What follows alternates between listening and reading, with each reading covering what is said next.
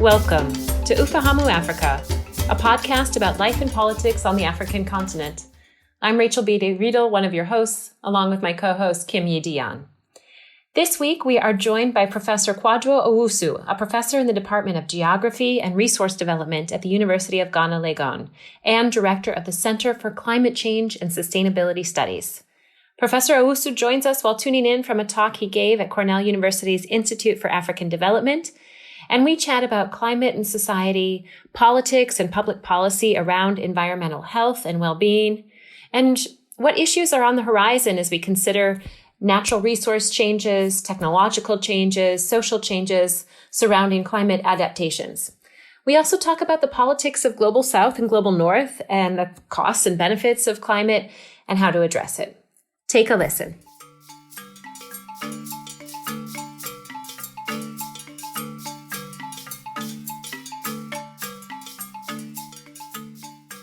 Professor Owusu, thank you so much for joining us today here at Cornell, the Institute for African Development.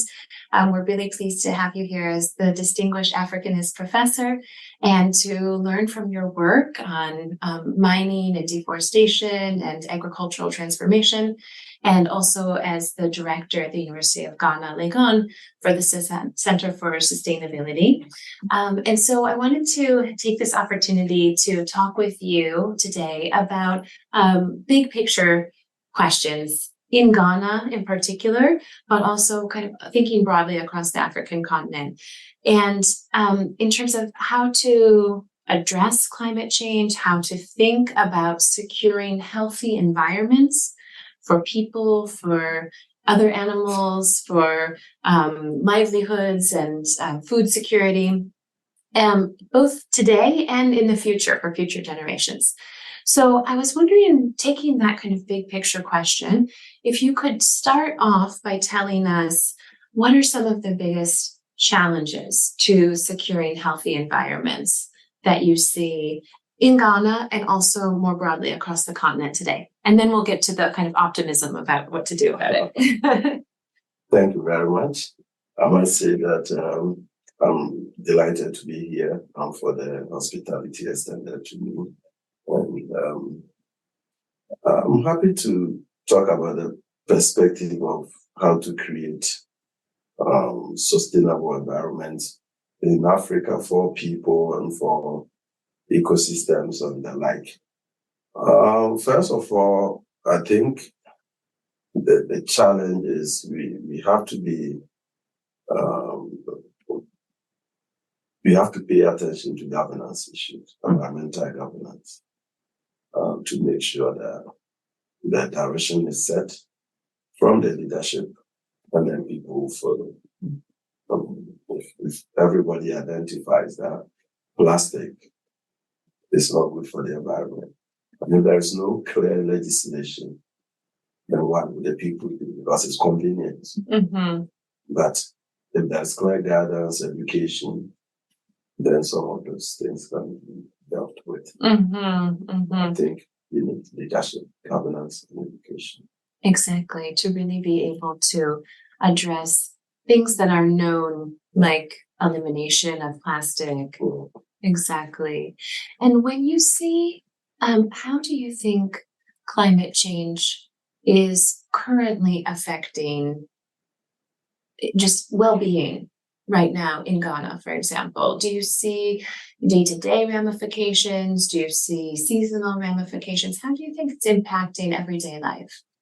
It is impacting everyday life. You see it through the loop of underdevelopment. Mm-hmm. So for urban places like this, mm-hmm. because of lack of urban resilience and proper planning, a little rainfall that shouldn't lead to flooding is flooding over poor neighborhoods and communities and people's property, and occasionally the lives are being put in danger. Mm-hmm. But even though extreme weather events associated with climate change can lead to flooding and all that, some of the flooding events we see in Ghanaian cities and some other cities in Africa are not because of climate change, but really because the system dynamics are weak. And so it amplifies and sometimes turn into risk or hazard for people. Absolutely. So in that way too, the adaptation measures around kind of building infrastructure, rainwater, infrastructure, public services around sanitation and water, Yes. all of these elements are also kind of connecting the governance piece Yes.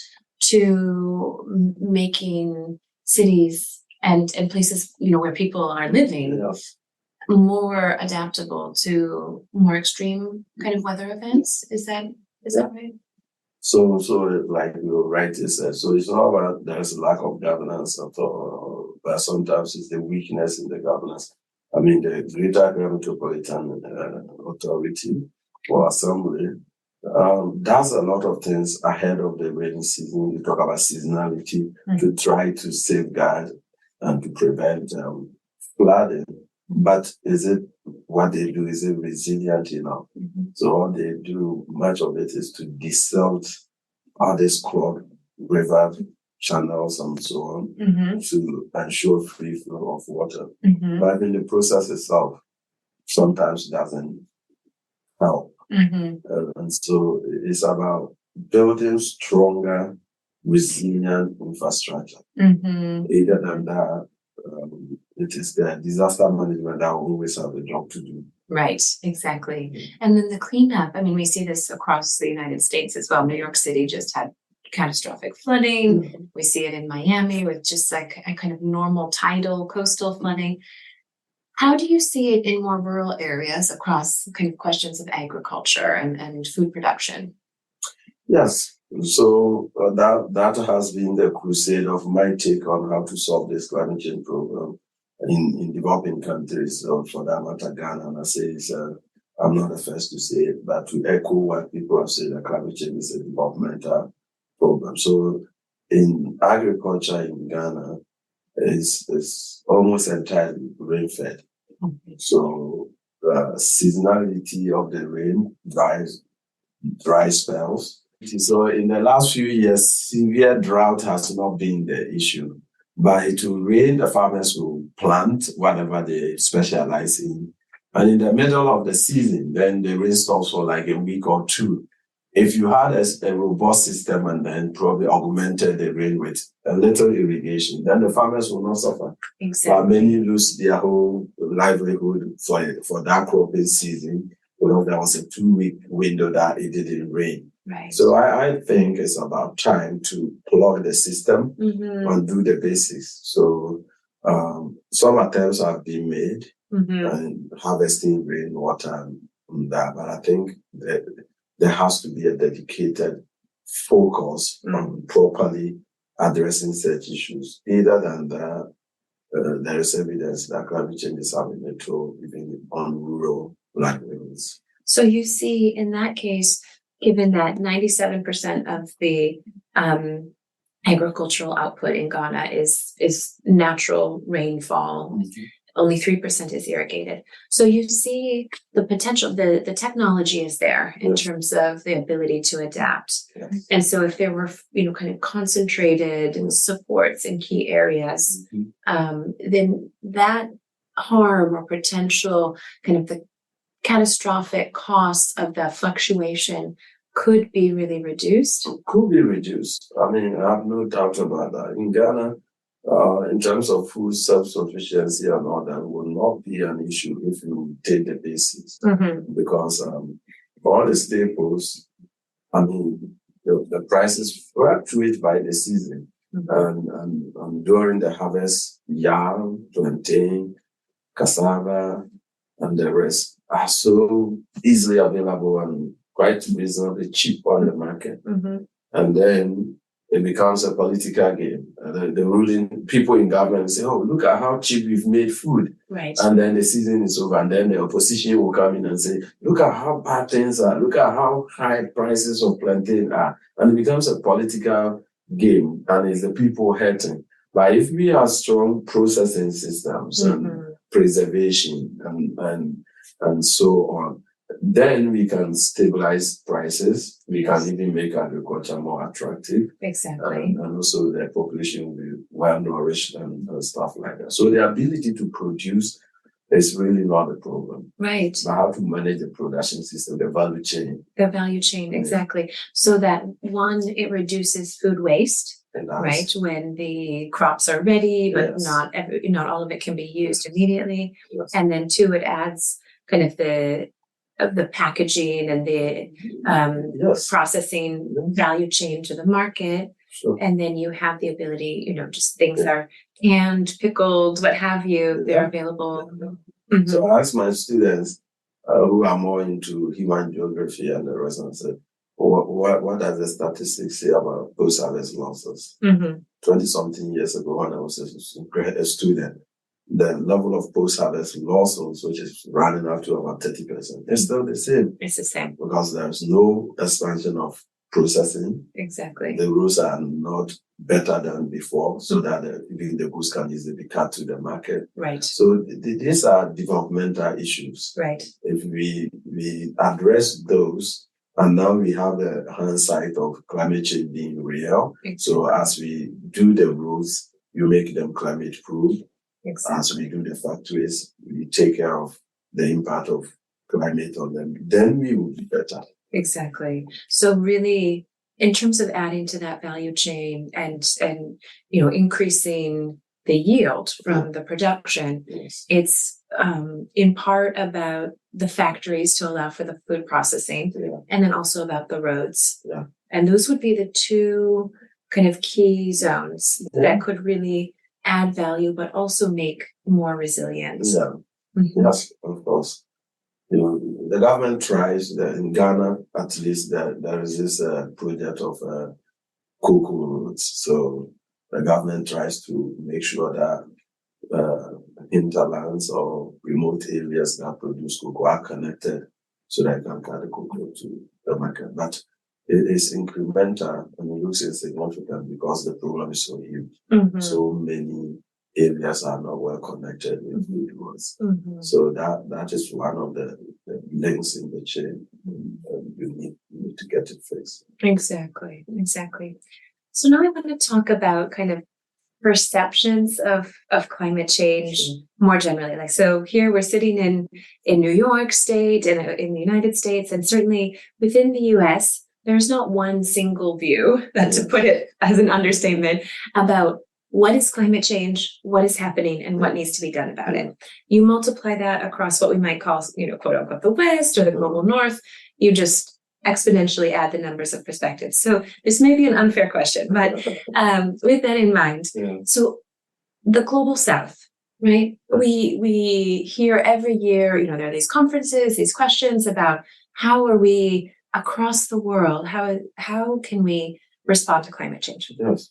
So for our audience, can you summarize the variety of perspectives that you hear around what is climate change, what to do about it, from various perspectives from the global South? Wow. So from the global South, I think it's not very contentious that people are clearly accepting the fact that the globe has warmed, which aligns with the IPCC's pronouncement, and then in terms of how that then manifests and translates into other climatic patterns. Of course, there will be different views depending on where you are. The misnomer on the street is that people want to equate rainfall with temperature, and I go to that because in our part of the world, the tropics, the most important variable is rainfall. It's warm throughout the year. Winds are not that strong because that might happen. So people sometimes wrongly say that, because of climate change, it's not raining. But the statistics, at least in the case of Ghana, it's not there that the rain is reducing. It's actually the timing of the rain that really that means the variability component that really manifests if you look at the data. Having said that, people try to blame a lot of the challenges on climate change. So people have caught on. But in terms of regional, global South perspective, I think people are catching on to the fact that Africa is not responsible. I mean, we only contribute around 4% of global emission. Historically, we have even contributed less. Exactly. So, so that then drags into the discussion on loss and damage. Yes. And so people think that Africa is suffering a burden they haven't really been the proponents of creating. So why shouldn't they be helped to solve it? Other people or in the different parts are also interested in adaptation in general. That is an issue. It's affecting us now. So we are interested in planting trees to mitigate. That's a long-term view. But what about now? So I think these are some of the perspective that is around the continent. Should we discuss loss and damage? Yes, Africans are very interested in discussing loss and damage. But are our development partners interested in that? I don't know. Because who is going to pay? How best to assess it? Should we focus on mitigating to solve the problem or adaptation? But mostly there is also the view that, because it's an issue happening now, yes, let's do the mitigation, but let's do more of an adaptation that also have mitigation synergies. Exactly. Right. Hand in hand sort of thing. Exactly. In some senses, the loss and damage, adaptation and mitigation can all go together, but it's often a question, as you were saying, as you've opened with, of governance, and then also a question of how to finance. Right. And so the adaptation strategies themselves can have mitigation strategy built in. How do people see the question of energy, electricity, use of fossil fuels? Is there a desire to use alternatives, or is there a desire to think about what resources do we have that can use, and then kind of next stage where we're headed? Good question. So in terms of energy, most African countries are really looking at availability, having enough. Already we don't have enough. Right. From South Africa to Tanzania, Ghana, and the rest. So what is the easier route to producing energy and producing a lot of it? So there are other technologies that may be out of the way. So as a necessity, that then cripples what governments are able to do. And so I like when the US government came to Ghana with the Millennium Pact trying to help the energy sector. And I was happy, very refreshing to me as an academic listening to their position that everything is on the table in terms of the sources of energy. Because you first have to have enough, attain independence, and then work your way to eliminating the ones that are not having. That may be a radical view to others, but if people don't have electricity to power water, sanitation systems, it's very difficult to tell them, no, you cannot use fossil fuel to produce energy. You may say, but how practical is it?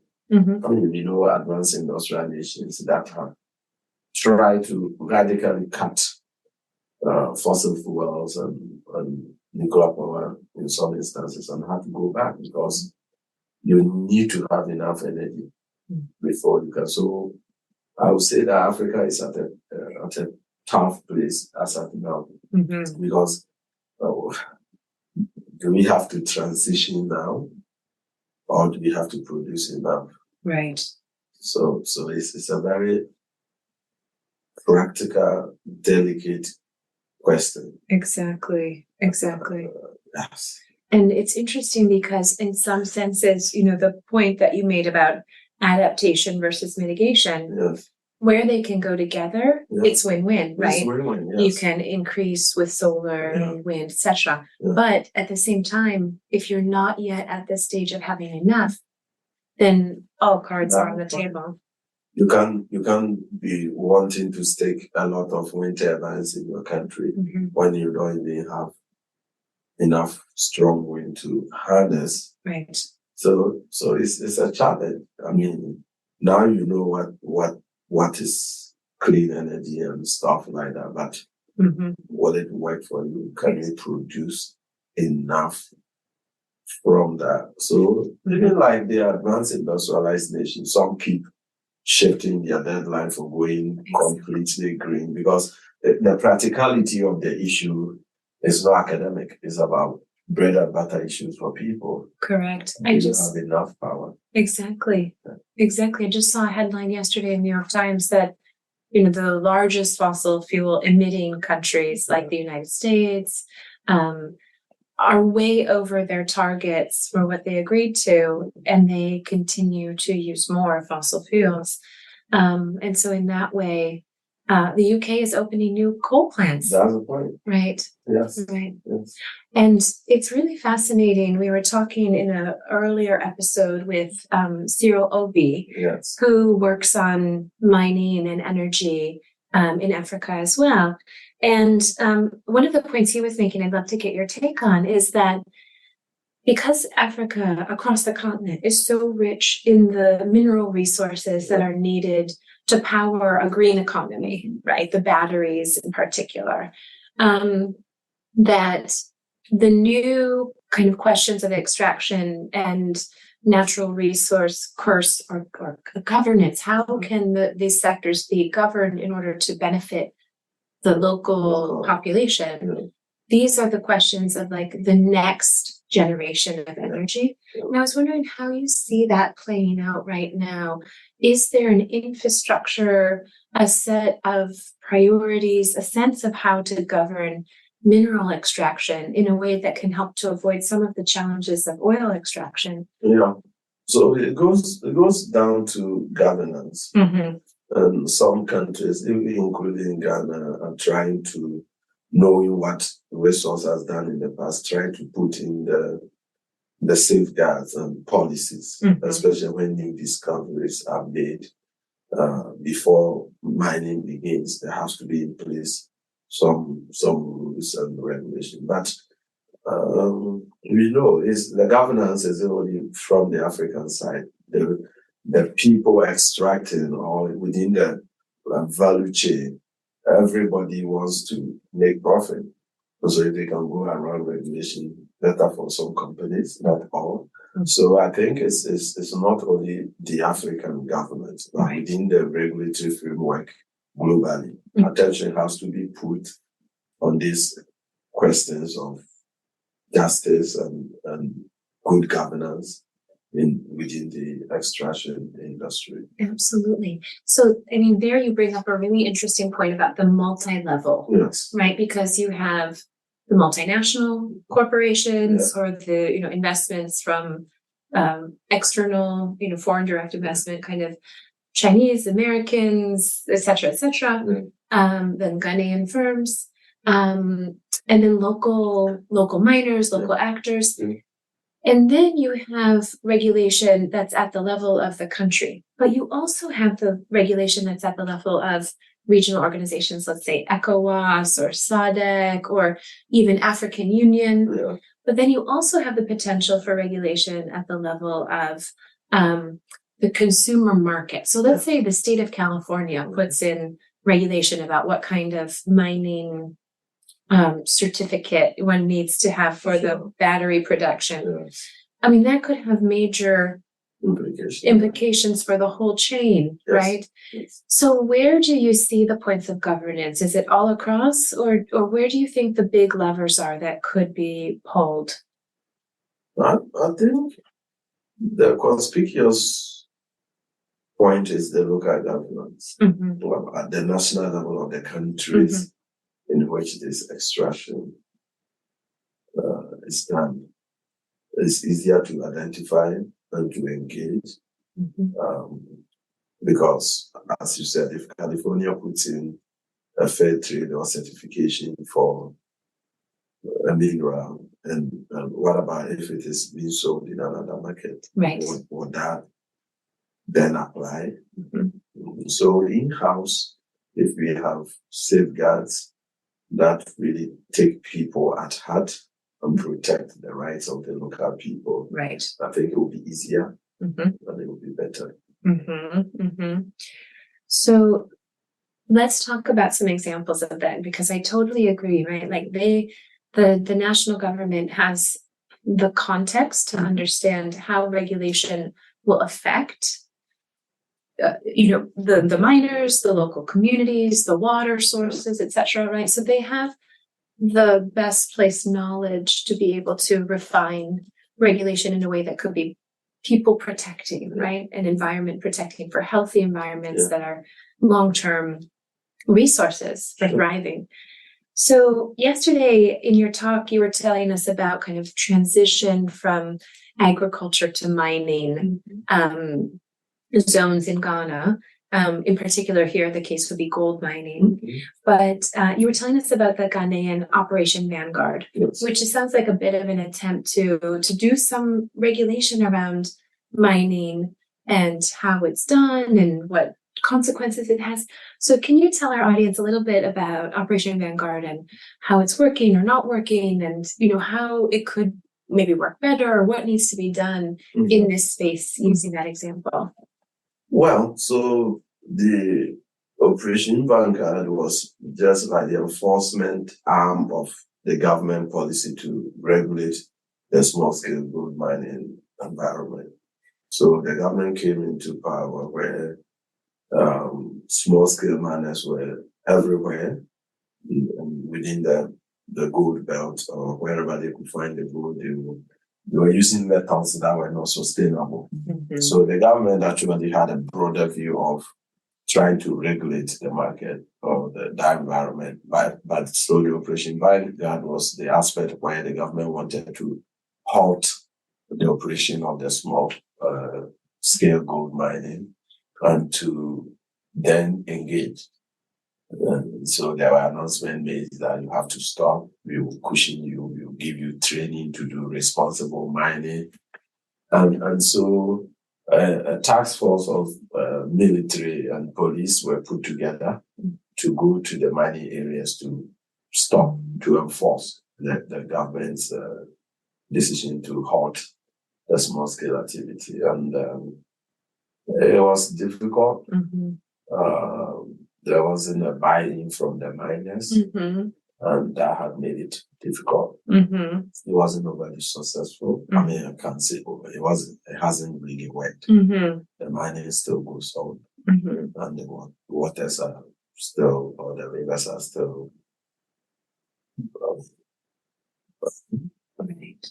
Because the chemicals used for the gold mining, like the cyanide, used appropriately, the rivers are polluted. Yes. So all that is still going on. So the government is reconsidering what to do. So if you talk about that operation, it really wasn't able to stop. Exactly.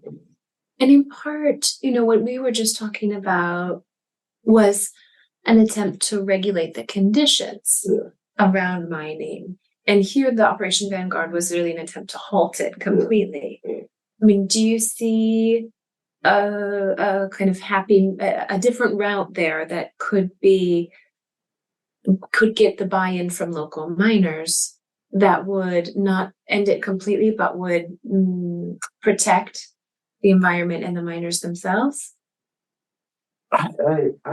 It's difficult to say because the Operation Vanguard, as I understand it, was not trying to stop mining per se, but the non-sustainable way of mining is what was being done. And the government had additional programs to train and regulate. I see. So I think it was a good program. Yes. But people are enjoying the profits from the illegal activity. Right.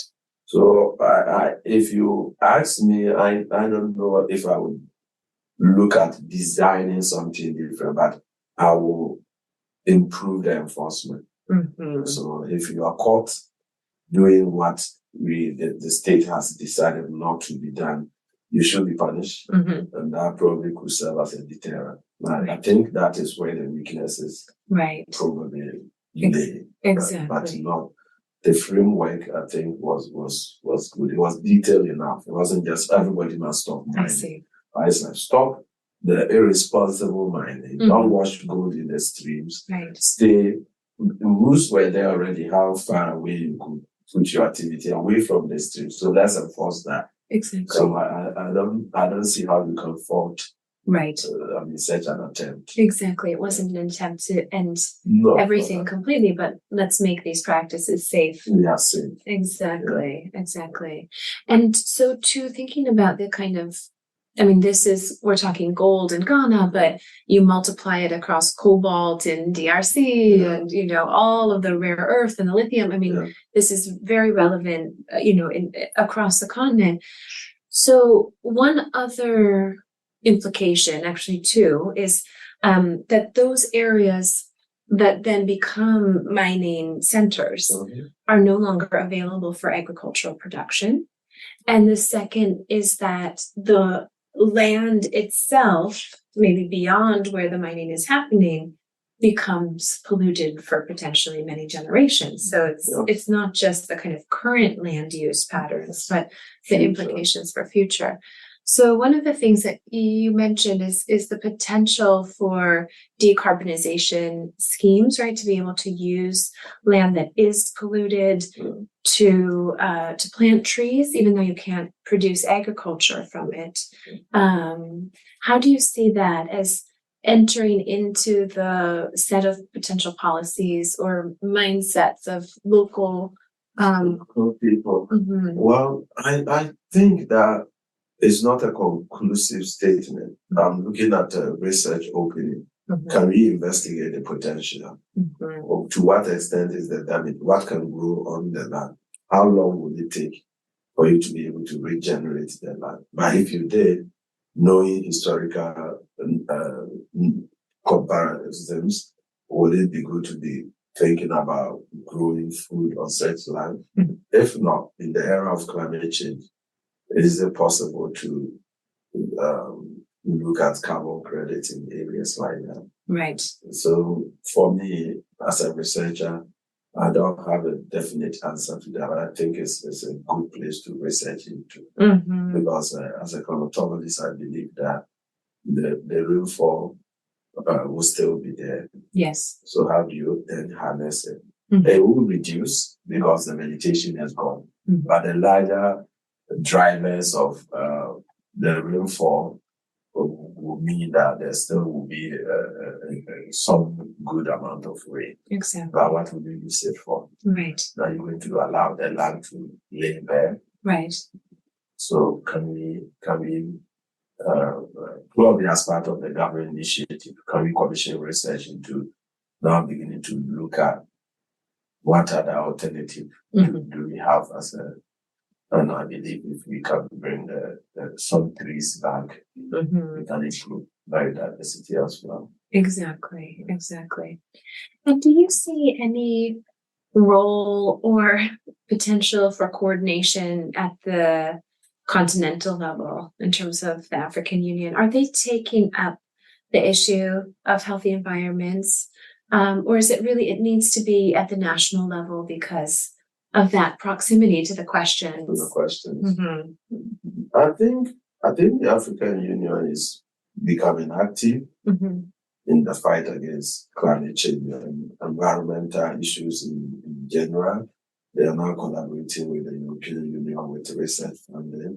So I think that the African Union in this context will be useful in the sense that sometimes the grants and the resources now be needed to clearly research into coming out with solutions, maybe beyond the pocket of some of the individual governments. So African Union coordination in this area would be useful. Absolutely. Wonderful. And as you look ahead, I mean, the nature of climate change, as we see from the graphs, is kind of exponential change. Sure. Right. And so one of the things that I think you've said that's really interesting is, at least in Ghana, the timing and the variability of rain is so essential because it affects planting season, right? If you plant and the seed needs water within, the first 2 weeks, and that first rainfall is delayed, but then it comes as a kind of torrential, rain. So the total quantity is remaining, but it's just that kind of change in timing, and that affects planting patterns and yield. So as you look ahead, what do you think are the things that are coming in the next 5 to 10 years? How do you think Ghana or the rest of the continent might be experiencing climate change differently than we are today? Yeah, so I think that what the continent should look for is the extreme weather events associated with the change. So flooding in some instances and droughts in other instances. Because of course, even if the rainfall remains the same, it is clear that with increasing temperatures, evapotranspiration also definitely will be going up. So water really is going to be an issue for Africa. Yeah. And water resources management therefore should really recognize the challenges ahead. And as you see, water is absolutely key for humans and then for cattle herders, right? As well as the agriculturalists. Do you see in Ghana migration challenges as people move away from areas that were more consistently viable for rain-fed or agriculture or cattle grazing? Do you see migration challenges and pressures? Yeah, migration challenges and pressures are already going on. Ghana is urbanizing fast, and a lot of the population is coming from the rural areas. But climate change probably may not be the single most important factor. But agricultural transformation, mining taking over fertile agricultural lands and stuff like that will, in the case of Ghana, continue to push younger generations and people into the major cities. Yes. So for that, I think if the planners are up early, it will be better because the signs are there. Exactly. So even as you see the expansion of mining taking over agricultural lands, that pushes the urbanization. Yeah, absolutely. Absolutely. And so, governance you've mentioned as a key lever. And then the other thing that you mentioned is education. Yeah. How do you see the role of education? Here we are, in both as educators. Yeah. Is it general publics? Is it through schools? Is it via media? I mean, what do you see? Here we sit in a very contested, landscape around understandings of climate change. But in Africa, as you mentioned, there's a general recognition. Yeah. So what is the aim of education and who are the target audiences? I think the populace in general, so not necessarily just formal education, but campaigns to really alert the people of the consequences of the actions that are taken by individuals or in their name. So I think that the traditional authorities and stuff like that have to be supported and probably also reach out to in the sense of trying to halt some of the activities in their jurisdiction, because if the rivers are damaged, what kind of livelihood are you going to have in your chiefdom?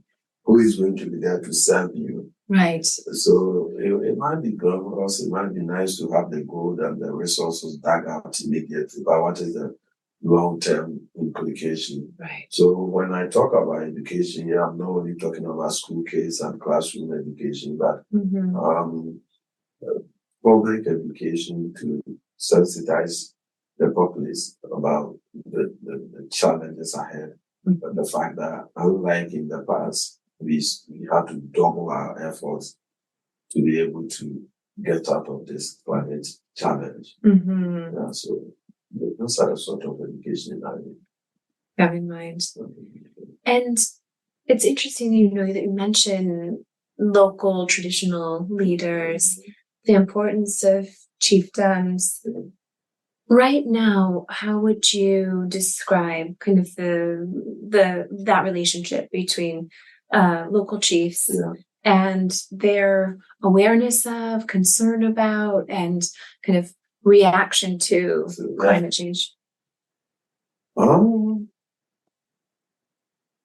Some are aware, some are actively educating their people, putting in measures to try and cushion their community. By a lot are still in the business as usual framework of mind and of being innovative. So I think that the education will be necessary. And recognizing probably the power they have and the influence they can bring to bear and so on. But I don't think many of them are really dedicated to the climate fight. But a few are outspoken and clearly engaged. So you see that potential with some kind of early adopters and how important it is really as stewards of the land. And as you said, when you have a long-term vision, right, as the chieftaincy is a long-term, it is. It's not just about the individual. And so that can really help the potential of connecting to whole communities.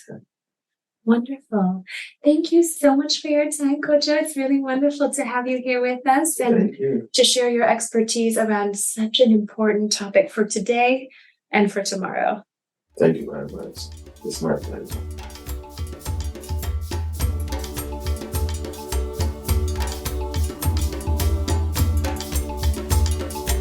Thanks for listening to this week's episode of Ufahamu Africa.